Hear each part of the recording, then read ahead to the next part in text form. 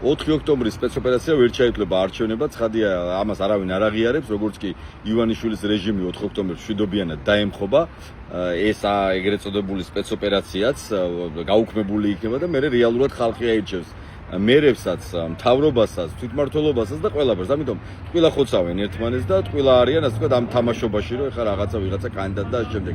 თუმცა 63 მუნიციპალიტეტში ახლა ეს წვრილფეხობა ხოცობა გაიშლება, დაიწყებენ იმიტაციას რაღაცა შეხვედრების, მოსახლეობასთან, აქტივთან, საჯარო მოხელეებს მოიყვანენ და ასე შემდეგ. და ამიტომ ჩვენ უნდა მობილიზდეთ ყველგან უნდა შეექმნათ ამათ უხერხულობა და ძალიან მშვიდად წყნარად სადაც შეგვეძლება მივიდეთ და დავუსვათ სამი მნიშვნელოვანი შეკითხვა. პირველი, უნდა ვკითხოთ ანწუხელიძეზე ფიქრობენ თუ არა კობახიძე და ასე ვთქვათ წულუკიანივით რომ თურმე პიარ შეეწირა და გმირი არ ყოფილა ანწუხელიძე.